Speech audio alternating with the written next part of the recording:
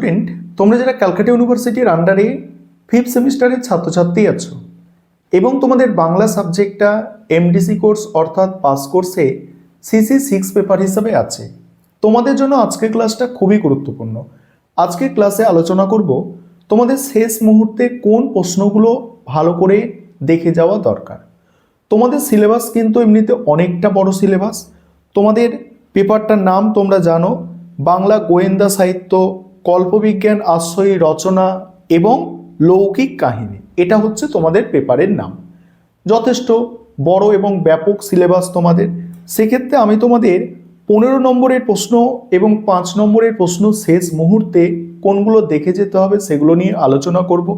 এবং তোমাদের টোটাল 3টে মডিউল আছে, প্রতিটা মডিউল থেকে 15 নম্বরের 3টে করে প্রশ্ন আমি বাছাই করে দেব এবং আশা করি এই 3টে প্রশ্নের মধ্যে থেকেই 3টে করে যে প্রশ্ন বাছাই করে দেব তার মধ্যে থেকে তোমরা অতি অবশ্যই কমন পাবে। এবং যদি তার থেকেও কম পড়ো, অর্থাৎ একটি মডিউল থেকে হয়তো একটা বা দুটো করে প্রশ্ন হয়তো পড়ে যাচ্ছ, সেখানে সমস্যা হবে। কি সমস্যা হবে? ধরো সেই প্রশ্নটার উপরে তুমি নির্ভর করে যাচ্ছ, সেই প্রশ্নটা পরীক্ষায় এলো না, একটা প্রশ্ন দেখেছো বা দুটো প্রশ্ন দেখেছো, সেটা এলো না, তখন কিন্তু সমস্যা হয়ে যেতে পারে। তাই তোমাদের মিনিমাম আমি সাজেস্ট করব প্রতিটা মডিউল থেকে বড় প্রশ্ন 15 নম্বরের প্রশ্ন 3টে করে তোমাদের অতি অবশ্যই দেখে যাওয়া দরকার। তবে আমি এও বলে দেব যে ওই 3টের মধ্যেও কোন প্রশ্নটা সব থেকে গুরুত্বপূর্ণ, অর্থাৎ তোমাদের আমি একটি বা দুটি করে গুরুত্বপূর্ণ বলবো, তবে এছাড়াও যে প্রশ্নগুলো দেখতে হবে সেগুলোও তোমাদের আমি আলোচনা করে দেব। তাহলে স্ক্রিন রেকর্ডের মাধ্যমে আমি সম্পূর্ণ সাজেশনটা আলোচনা করছি, তোমরা দেখে নাও। এবারে তোমরা সম্পূর্ণ সাজেশনটা দেখে নাও। দেখো তোমাদের মডিউল 1 থেকে আছে সজারুর কাঁটা। এখান থেকে আমি যে প্রশ্নগুলো সাজেস্ট করেছি, দেখো মোস্ট ইম্পর্টেন্ট প্রশ্ন 3টে বলে দেবো। প্রথম প্রশ্ন হচ্ছে, সজারুর কাঁটা উপন্যাসে দীপা চরিত্রটি কতখানি সার্থক? আর এই চরিত্রের মাধ্যমে লেখক তৎকালীন সমাজ ও নারীর মনস্তত্ত্বের যে পরিচয় দিয়েছেন তা আলোচনা করো। দ্বিতীয় প্রশ্ন হচ্ছে, সমাজ বাস্তবতার নিরিখে সজারুর কাঁটা উপন্যাসটির সার্থকতা বিচার করো। 3 নম্বর প্রশ্ন, সজারুর কাঁটা নিছক গোয়েন্দা কাহিনী নাকি একটি মনস্তাত্ত্বিক প্রেমের উপন্যাস? যুক্তিসহ আলোচনা করো। এই 3টি প্রশ্ন এখান থেকে সব থেকে গুরুত্বপূর্ণ। এবং তোমরা যদি বলো সব থেকে গুরুত্বপূর্ণ, তার থেকেও গুরুত্বপূর্ণ কোনগুলো, প্রথম দুটো হচ্ছে তার থেকেও বেশি গুরুত্বপূর্ণ। এছাড়া যে প্রশ্ন আছে, দেখো উপন্যাসে দেবাশিস ভট্ট চরিত্রটির গুরুত্ব আলোচনা করো। দীপা ও ব্যোমকেশের সঙ্গে তাদের সম্পর্কে রসায়ন বিশ্লেষণ করো। নেক্সট, সহকারী চরিত্র হিসাবে অজিতের ভূমিকা এবং ব্যোমকেশের সঙ্গে তার কথোপকথনের গুরুত্ব বিচার করো। এবারে 5 নম্বরের প্রশ্ন দেখো। 5 নম্বরের প্রশ্নগুলো আর পড়ছি না, তোমরা একটু দেখে নাও।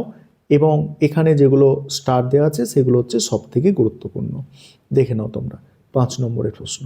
এবারে মডিউল 2 হচ্ছে শঙ্কু সমগ্র থেকে আছে। এখানে 15 নম্বরের প্রশ্ন। প্রথম প্রশ্ন দেখো, সব থেকে গুরুত্বপূর্ণ প্রশ্ন।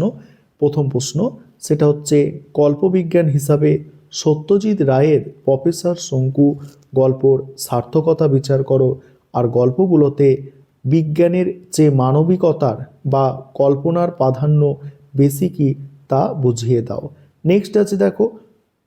নেক্সট হচ্ছে পাঠ্য গল্পটি অবলম্বনে প্রফেসর শঙ্কুর চরিত্র বিশ্লেষণ করো। 3 নম্বর প্রশ্ন হচ্ছে দেখো, শঙ্কু ও ফ্র্যাঙ্কস্টাইন গল্প অবলম্বনে শঙ্কুর সঙ্গে ব্যারন ফ্র্যাঙ্কস্টাইনের সাক্ষাৎ ও পরবর্তী ঘটনা। তারপরে প্রফেসর শঙ্কু ও গোলক রহস্য গল্পের বিষয়বস্তু সংক্ষেপে লেখো এবং গোলকটির রহস্য উন্মোচনে শঙ্কুর ভূমিকা। এবং আরও একটি প্রশ্ন এখানে দেওয়া আছে, দেখতে পাচ্ছ। এবং 5 নম্বরের প্রশ্ন দেখে নাও। 5 নম্বরের প্রশ্ন যেগুলো দেওয়া আছে দেখো, এগুলো হচ্ছে 5 নম্বরের জন্য তোমরা তৈরি করছো। এবারে মডিউল 3 থেকে 15 নম্বরের প্রশ্ন। এখানে প্রথম প্রশ্ন হচ্ছে, সব ভুতুড়ে গ্রন্থের গল্পগুলিতে ভয়ের চেয়ে কৌতুক রসের যে অপূর্ব সংমিশ্রণ ঘটেছে তা উদাহরণসহ আলোচনা করো। তারপর হচ্ছে লীলা মজুমদারের ভূতরা কেউ ভয়ঙ্কর নয়, বরং তারা মানুষের মতোই সুখ দুঃখে কাতর, অনেক ক্ষেত্রে উপকারী। পাঠ্য গল্প অবলম্বনে মন্তব্যটি বিচার করো। তারপরেই আছে কিশোর উপযোগী ছোট গল্প হিসাবে সব ভুতুড়ে সংকলনের সার্থকতা বিচার করো। এবং বাকি তোমরা দেখে নাও। এবং এখান থেকে 5 নম্বরের প্রশ্ন দেখো, 5 নম্বরের প্রশ্ন যেগুলো করবে দেখে নাও। আর ছোট প্রশ্ন আছে, পরের ক্লাসে আমি ছোট প্রশ্ন আলোচনা করার চেষ্টা করব তোমাদের, আর তার জন্য তোমরা অবশ্যই সঙ্গে থেকো।